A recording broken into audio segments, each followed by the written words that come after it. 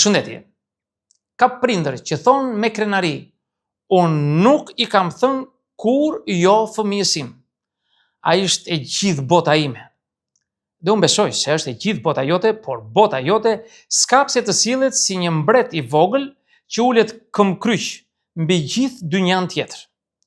Po të mendosh me qetësi, joja është një fjalë, nga fjalët më të vështira për të thënë, sidomos kur para teje qëndron një fëmijë me fytyrë angjëllore që të thotë me sy lutës, të lutem edhe vetëm dhe këtë herë, të lutem. E dim të gjithë se sa e vështirë e kemi të rezistojmë, por a është një po e përhershme rruga e duhur për të bërë fëmijën të lumtur?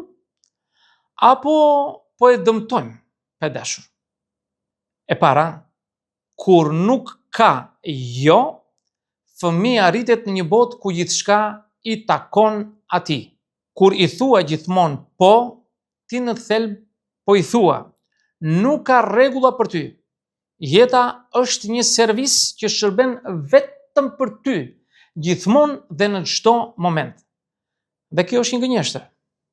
Një gënjeshtër që nuk zgjat shumë sapo del nga shtëpia, bota i thotë jo, nuk është siç mendon ti djalë apo ti vajzë.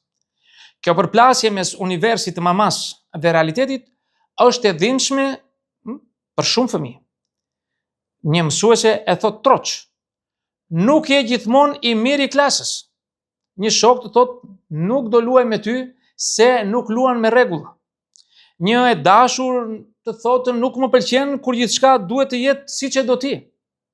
Dhe fëmia që kur s'ka dëgjuar jo, e përjeton këtë si katastrofë, si tradhti, si dhunë, jo se është keq trajtuar, por sepse nuk është përgatitur asnjëherë për këtë zhgënjim.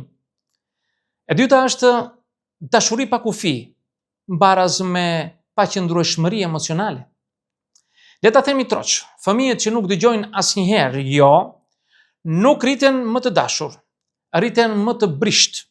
Janë ata që shpërthejnë kur diçka nuk shkon siç duan, qajnë me zë të lartë për një jo. Kërkojnë menjëherë zvendësim për çdo humbje, nuk durojnë dot pritje, as shtyrjen, as mospëlqimin. Ata nuk kanë mësuar të vonojnë kënaqësinë. Dhe kjo është një aftësi jetike, sepse jeta është plot pritje, refuzime dhe pengesa. Por si mësove në fëmijëri që jo gjithçka është për ty, të duhet shumë kohë për ta kuptuar si i rritur, dhe shpesh e kupton duke vuajtur. E treta, kur fëmia vendos gjithçka, prindi humbet autoritetin dhe durimin. Kur nuk thua jo, një ditë zbulon se nuk je më ti ai që udhëheq familjen, është fëmia. Ai vendos kur fle, kur ha, çfarë blihet, ku shkon në park, kush zgjedh kanalin e televizorit, kur ndrohet bluza. Nuk ka më fal, por kështu është më mirë për ty, ka vetëm po, vetëm mos qaj, të lutem. Shpesh prindrit nuk janë të këqij, janë të lodhur, dhe në atë lodhje emocionale thonë, po hajde më mirë të ri i qetë se sa të grindem me të.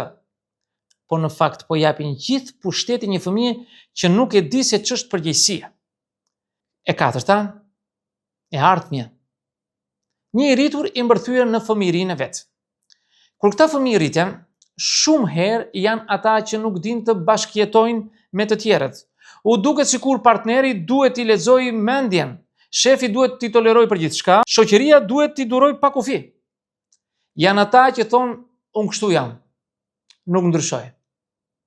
Janë ata që nuk dinë të kërkojnë falje, që fyejnë në debat sepse s'mund të përballojnë faktin që nuk kanë të drejtë.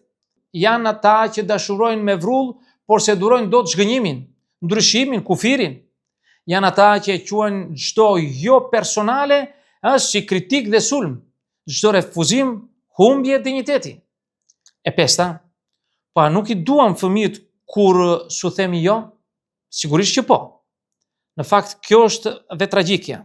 Shumë prindër që nuk thonë jo, janë njerëz të ndjeshëm, të dashur, të gatshëm të bëjnë gjithçka për fëmijët e tyre. Por pikrisht, sepse janë kaq të dhënë, ndonjëherë u mungon guzimi për të vënë kufi. Duam të jemi prindrit e mirë, të preferuarit, të dashuruarit, jo ata që të shihen me buzë të varura me sy të përlotur. Por dashuria e vërtet nuk ka frikë nga mërzitja e fëmijës. Dashuria e vërtet është ajo që guxon të thotë e di që nuk të pëlqen tani, por kjo është gjëja më e mirë për ty. E gjashta, çfarë mund të bëjmë ndryshe? Në vend që të kemi frikë nga joja, të mësojmë ta themi me butësi, jo si një urdhër, jo me britma, por me qetësi. Edhe ja disa ide praktike. Thuaj, tani nuk është momenti, por do të vi koha. Thuaj, e kuptoj që do, por jo çdo gjë ndodh siç dua. Thuaj, kjo është zgjedhja më e mirë për ty, edhe pse nuk duket tani. Dhe më e rëndësishmja, mos u ndje keq kur fëmia mërzitet. Nuk është fundi i botës. Të mërzitesh është pjesa e rritjes. Të kuptosh që nuk e ke gjithmonë ti fjalën e fundit, është një mësim jetik për të gjithë. E shtata, një jo sot, një i rritur i fortë nesër. Çdo jo që i themi një fëmije, kur thuhet me dashuri, me qëllim të mirë, është si një mur mbrojtës që i ndërtojmë shpirtin e tij, jo për ta ndalur, por për ta formuar, jo për t'i thyer krahët, por për t'i mësuar që të fluturoj pa u përplasur që herën e parë. Në fund të fundit, jeta është plot me jora të themi.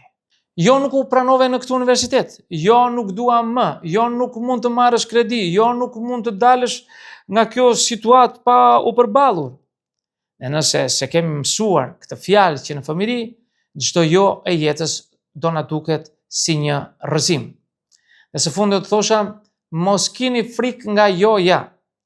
Është ajo fjalë e vogël, me peshë të madhe. Është një fjalë që nuk e zvogëlon dashurinë, por e vendos atë në tokë, aty ku mund të rritet e të shëndoshet.